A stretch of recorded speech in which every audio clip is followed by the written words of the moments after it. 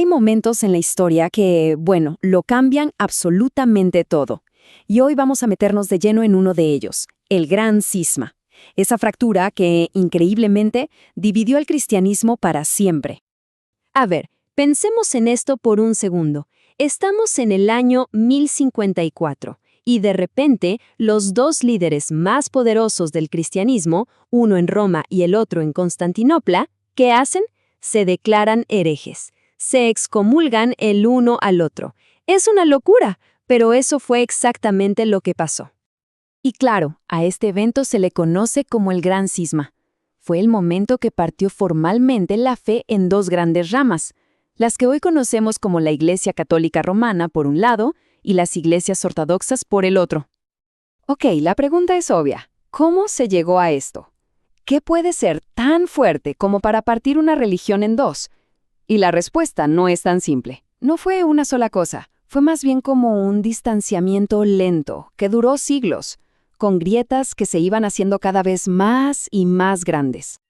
Así que para entender de verdad qué pasó, vamos a explorar esas tres grandes grietas, las que se abrieron entre Oriente y Occidente. Y estas tienen que ver con la política, la cultura y, cómo no, la teología.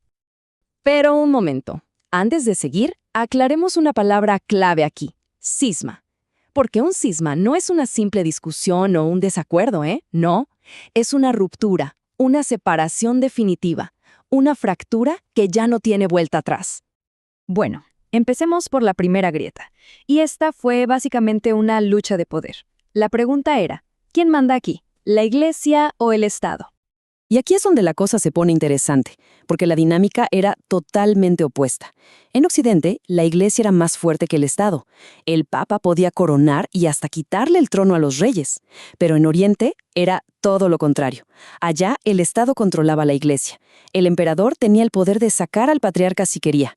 O sea, un choque de trenes anunciado.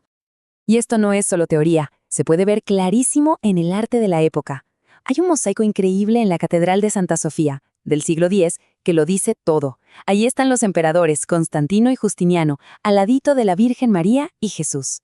Esto era un mensaje visual muy potente. El poder imperial y el religioso estaban fusionados, y el emperador, claro, estaba por encima. Algo así en Occidente habría sido impensable. Ahora vamos a la segunda gran grieta, que fue cultural. Es que poco a poco, Oriente y Occidente se estaban convirtiendo en dos mundos completamente diferentes. Todo empezaba con algo tan básico como el idioma. En Oriente se hablaba griego y en Occidente, latín. Y no es solo una cuestión de traducción, ¿eh? Sus mentalidades eran distintas. En Oriente eran más filosóficos, más especulativos, mientras que en Occidente eran súper prácticos, muy enfocados en la organización. Literalmente, ya no hablaban el mismo idioma, ni pensaban de la misma manera. Y ojo, que esta barrera del idioma fue crucial. Como bien dice el historiador José Orlandis, esa falta de una lengua común no solo los alejó espiritualmente, sino que empezó a generar sospechas, desconfianza. Y esto pasaba justo en el peor momento, cuando había un montón de disputas teológicas que necesitaban ser discutidas. Y con esto llegamos a la tercera y última gran grieta, la teológica, que en el fondo se trataba de cómo cada lado veía a la propia iglesia. A ver, por un lado, en Roma, la idea era de una iglesia universal totalmente centralizada. ¿Y quién estaba en la cima de todo? El Papa. Su autoridad estaba por encima de todo lo demás. Pero en Oriente, la visión era muy diferente. Ellos creían en una comunidad de iglesias, con más libertad, donde las decisiones importantes se tomaban en conjunto, en sínodos locales. Eran, pues, dos modelos de iglesia que simplemente no podían coexistir.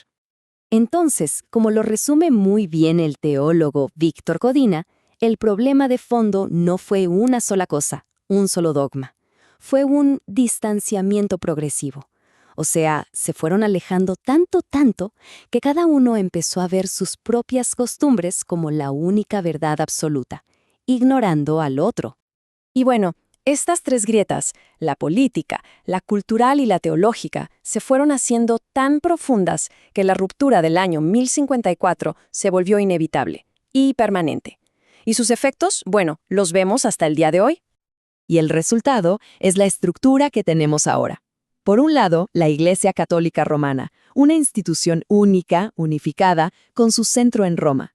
Y por el otro, las iglesias ortodoxas, que son más como una comunidad de iglesias independientes, como la griega, la rusa y varias más. Y hoy, lugares como la Catedral de San Jorge en Estambul o la Catedral de Cristo Salvador en Moscú son centros importantísimos del cristianismo ortodoxo.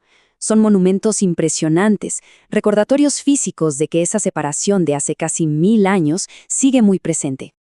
Al final lo que nos enseña todo esto es que los grandes cambios en la historia, esas rupturas gigantescas, casi nunca pasan de la noche a la mañana. Suelen ser el resultado de un montón de pequeños cambios, de un distanciamiento que se va acumulando, gota a gota, durante siglos. Y nos deja con una pregunta que da para pensar mucho, ¿no? ¿Será que la cultura y la política pueden llegar a ser más poderosas que la propia fe? El gran cisma parece sugerir que, a veces, las fuerzas que nos definen como grupo pueden pesar más que las creencias que supuestamente nos unen.